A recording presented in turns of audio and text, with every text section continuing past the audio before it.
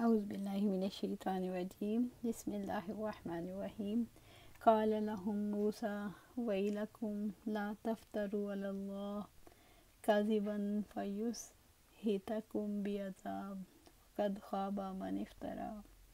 موسیٰ علیہ السلام نے ان سے کہا کہ تمہارا برا ہو، اللہ تعالیٰ پر جھوٹ نہ باندھو ورنہ وہ تمہیں ایک عذاب سے فنا کر دے گا، اور یقیناً جھوٹ جس نے بھی گھڑا وہ نامراد ہوا۔ سورۃ طٰہٰ آیا 61۔ قال لهم موسیٰ ویلکم ولا تفتروا علی اللہ کذبا۔ موسیٰ علیہ السلام نے ان سے کہا تمہارا برا ہو، اللہ تعالیٰ پر جھوٹ نہ باندھو۔ اس موقع پر موسیٰ علیہ السلام نے جادوگروں سے خطاب کرتے ہوئے فرمایا تم پر افسوس ہے، تم اللہ تعالیٰ پر جھوٹ نہ باندھو، یعنی وہ تمہیں اپنے عذاب سے ہلاک کر دے گا، یعنی اپنے جادو کے ذریعے سے اپنے باطل مسلک کی مدد کر کے حق پر غالب آنے کی کوشش نہ کرو، ورنہ اللہ تعالیٰ پر افتراء پردازی کرو اور نہ عذاب الہی تمہیں تباہ کر دے، تمہاری کوشش اور تمہاری بہتان درازی ناکام ہو جائے، اور تمہیں فتح و نصرت اور فرعون اور اس کے درباریوں کے ہاں کوئی عزت و جاہ حاصل نہ ہوگی، اور تمہیں اللہ تعالیٰ کے عذاب سے بھی نہ بچ سکو گے۔ وَقَدْ خَابَ مَنِ افْتَرَىٰ، اور یقیناً جھوٹ جس نے بھی گھڑا وہ نامراد ہوا، یعنی جھوٹ باندھنے والا ہمیشہ نامراد رہتا ہے۔ عبداللہ بن مسعود رضی اللہ تعالیٰ عنہ بیان کرتے ہیں کہ آپ صلی اللہ علیہ وآلہ وسلم نے فرمایا جھوٹ سے بچو، کیونکہ جھوٹ فسق و فجور کی طرف لے جاتا ہے، اور فسق و فجور جہنم کی طرف لے جاتا ہے، اور آدمی جھوٹ بولتا رہتا ہے یہاں تک کہ اللہ تعالیٰ کے نزدیک جھوٹا لکھ دیا جاتا ہے۔ موسیٰ علیہ السلام نے مقابلے سے پہلے لوگوں کو کیا نصیحت کی؟ موسیٰ علیہ السلام نے مقابلے سے پہلے لوگوں کو اخلاص اور دل کی گہرائیوں سے نصیحت کی، اللہ تعالیٰ پر تہمت نہ لگاؤ اور اللہ تعالیٰ کی نشانی کو جادو نہ کہو۔ حق کے مقابلے میں جھوٹ یعنی جادو نہ گھڑو، یہ خطرناک فعل ہے۔ تم سمجھتے ہو کہ ویسے ہی چیز بنا لاؤ گے، تو دونوں کی حقیقت مختلف ہے۔ اللہ تعالیٰ کی نشانی کا مقابلہ جادو سے نہ کرو، اس کا یقینی نتیجہ ہلاکت ہے۔ اللہ تعالیٰ کی دنیا میں جھوٹے کبھی کامیاب نہیں ہو سکتے۔ فَتَنَازَعُوا أَمْرَهُمْ بَيْنَهُمْ وَأَسَرُّوا النَّجْوَىٰ۔ سورۃ طٰہٰ۔ انہوں نے اپنے معاملے میں آپس میں جھگڑا کیا اور انہوں نے پوشیدہ سرگوشی کی۔ سورۃ طٰہٰ آیا 62۔ فَتَنَازَعُوا أَمْرَهُمْ بَيْنَهُمْ، تو انہوں نے اپنے معاملے میں آپس میں جھگڑا کیا۔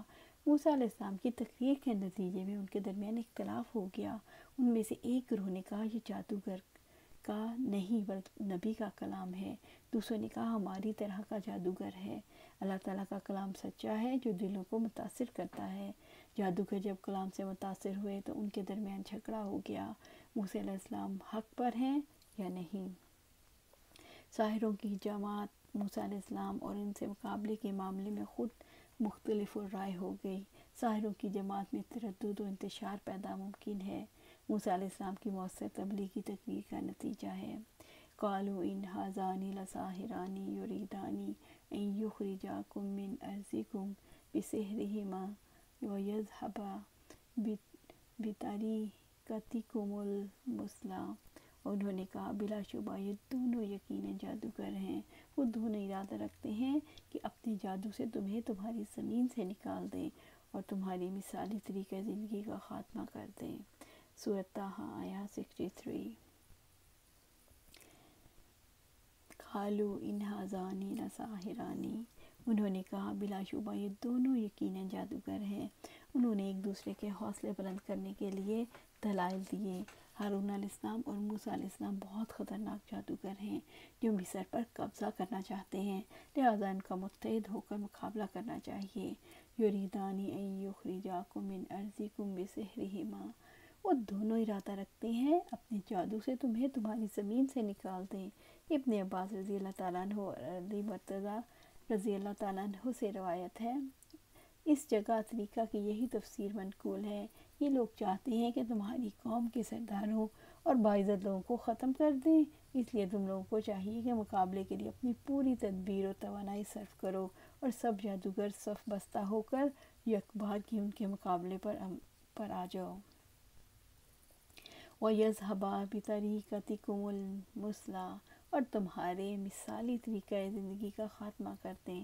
اس سے مراد افضل طریقہ ہے۔ ان دنوں مصر میں مشرکانہ عقائد کی بنیاد پر ہی سیاسی اور معاشرتی نظام کی بنیاد تھی، جس سے سب سے بڑے دیوتا سورج کے اوتار کی حیثیت سے فرعون قوم کا بادشاہ تھا۔ اس نے قوم کے اندر تعصب کو ابھارا کہ اگر اہل توحید کی حیثیت ہو گئی تو ہمارا قومی نظام ختم ہو جائے گا۔ موسیٰ علیہ السلام کے بارے میں انہوں نے پروپیگنڈا کیا، وہ تمہاری روزی کو ختم کرنا چاہتا ہے، تم سے حسد کرتا ہے، ریاست میں تمہارے مقام کو ختم کرنا چاہتا ہے۔ فَأَجْمِعُوا كَيْدَكُمْ ثُمَّ أْتُوا صَفًّا وَقَدْ أَفْلَحَ الْيَوْمَ مَنِ اسْتَعْلَىٰ۔ چنانچہ آج اپنی تدبیر پختہ کرو، پھر صف بستہ ہو کر آؤ، اور یقیناً آج جس نے غلبہ حاصل کیا وہی کامیاب ہوا۔ سورۃ طٰہٰ آیت 64۔ فَأَجْمِعُوا كَيْدَكُمْ، چنانچہ آج اپنی تدبیر پختہ کرو، یعنی سب مل کر ایسے کرتب دکھاؤ کہ ایک ہی بار موسیٰ پر غالب آ جاؤ، یعنی اپنی رائے اور بات پر متفق ہو کر ایک دوسرے کی مدد کرتے ہوئے یکبارگی موسیٰ پر غلبہ حاصل کرو۔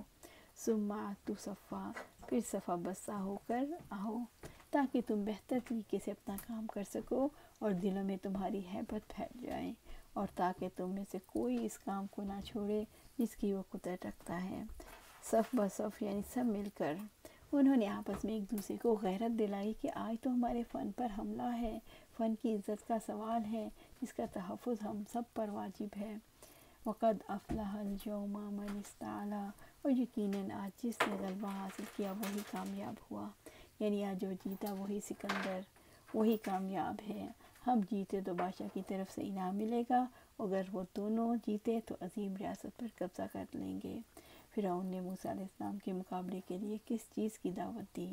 فرعون نے موسیٰ علیہ السلام کے مقابلے کے لیے اپنی تدبیریں اکٹھی کرنے اور متحد ہونے کی دعوت دی۔ فرعون نے قوم کو ابھارا کہ آج جو جیتا وہی غالب رہے گا، لہٰذا آج کے دن کے خسارے کو برداشت نہیں کیا جا سکتا، سب نکلو، سب اپنے نظام کو بچانے کے لیے اس کو غالب کرنے کی فکر کر لو۔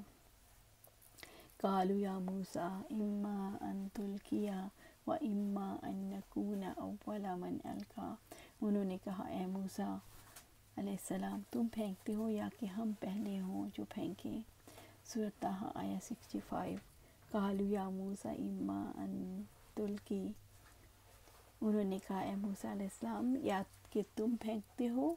جب جادوگر موسیٰ علیہ السلام کا مقابلہ کرنے کے لیے تیار ہو گئے تو انہوں نے موسیٰ علیہ السلام سے کہا کہ تم پہلے اپنی کمال دکھاؤ گے، وَإِمَّا أَن نَّكُونَ أَوَّلَ مَنْ أَلْقَىٰ، یا کہ ہم پہلے ہوں جو پھینکیں۔